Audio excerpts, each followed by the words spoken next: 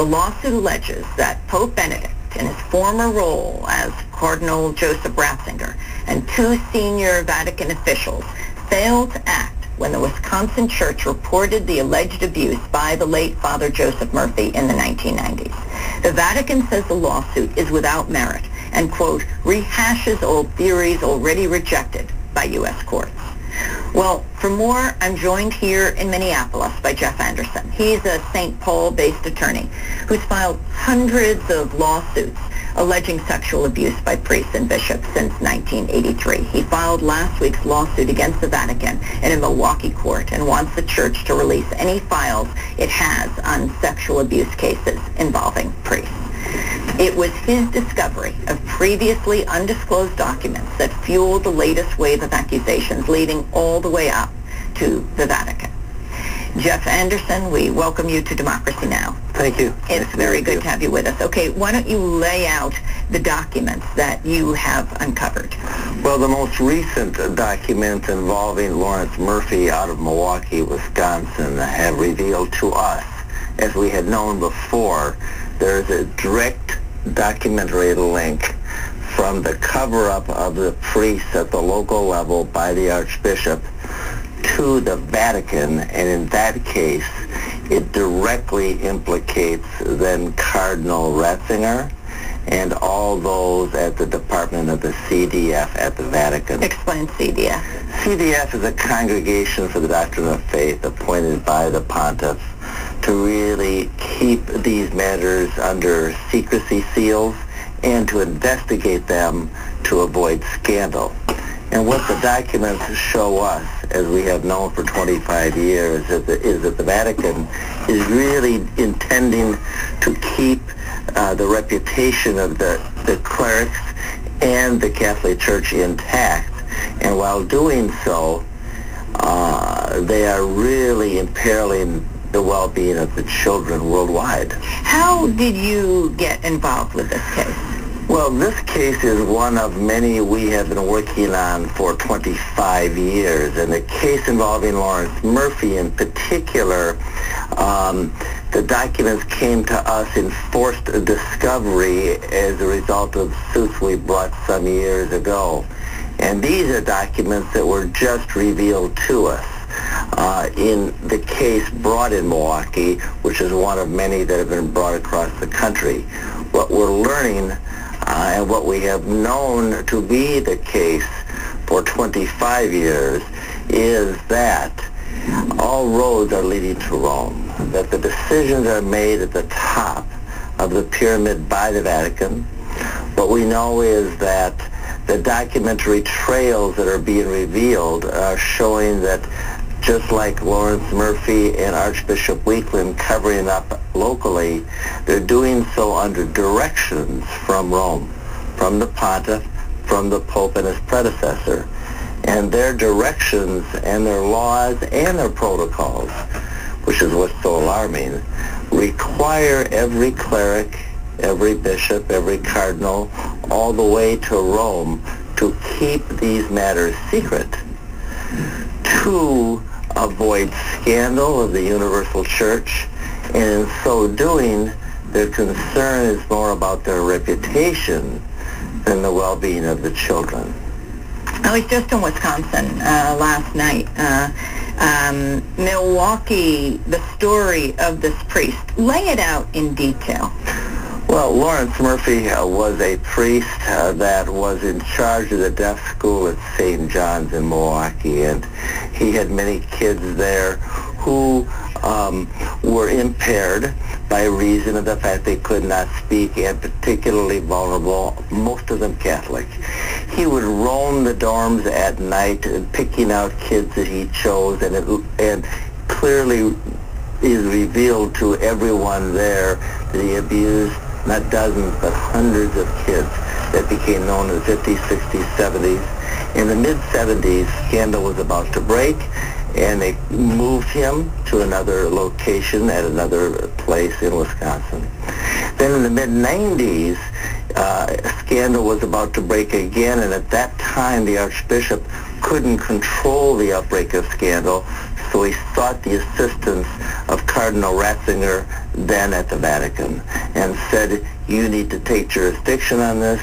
We have to avoid scandal and remove this priest.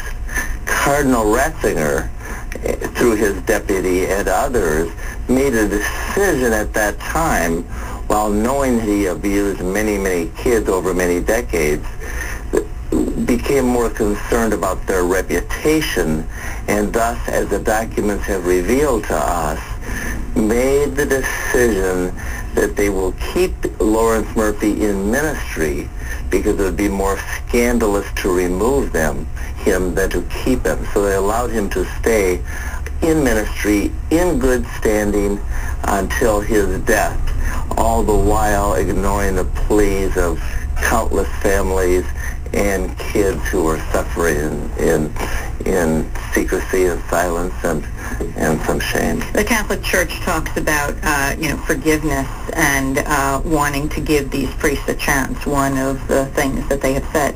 Yet when they discover a gay priest, they are out immediately. Not the same when it comes to a pedophile. Well, there are some deep contradictions in their particular theology, but what concerns us and the survivors most is their concern about a reputation. And when they discover an offending priest versus a gay priest, let's say, but an offending priest, a priest that commits crimes, they're more concerned about concealing the crimes and protecting that priest and protecting their reputation than they are about removing that priest or reporting them to the law enforcement authorities, which they never, ever, if rarely do. Explain this latest wave of allegations. I mean, they've been coming out over years, but this one clearly is a tidal wave that the church now, going to the highest levels, has to deal with. What started this?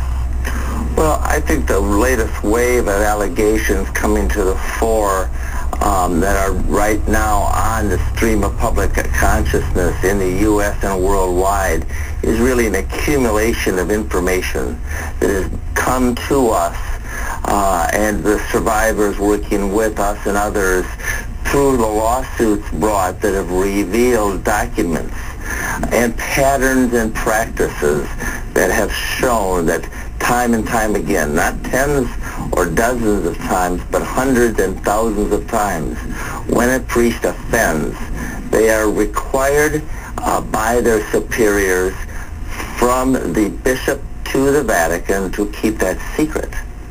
And that's under protocols and laws developed by the pontiff, by the Vatican, that says we are required to avoid scandal, to protect the reputation of the church, and in so doing are embedded with an ethos, a norm that says we move the priest, avoid scandal, do not report it to anybody outside of clerical culture, and continue to move and protect the priest without regard to the well-being of the children. And that's why we see so many priests being recycled by so many bishops worldwide, because the Vatican requires them to make a vow of silence, to make a promise of secrecy, and to be absolutely obedient to the protocols the Vatican has issued. What do you think needs to happen right now? Well, they have to take action, and they have to be made to take action.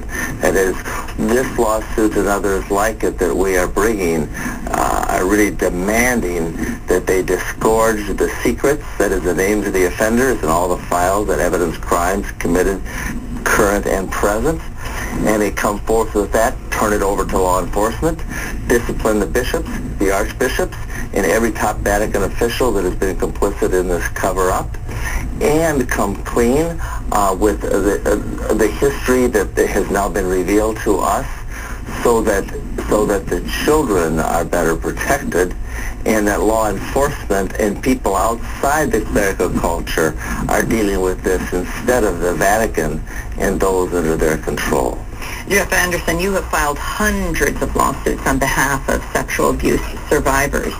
Why do you think we're coming to a different point right now? Well, we're really coming to a tipping point now, because there has been now an accumulation of revelations over the last quarter century that have revealed to us and now are revealing to the public, both in the U.S.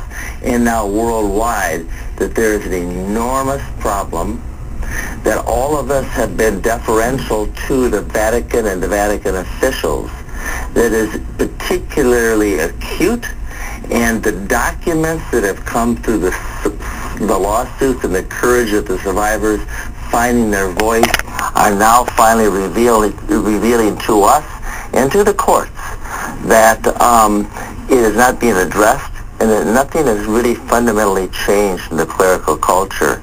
And at the decision of the pontiff and at the Vatican, they are fundamentally still operating under the same protocols of secrecy and self-protection that they did 100 years ago.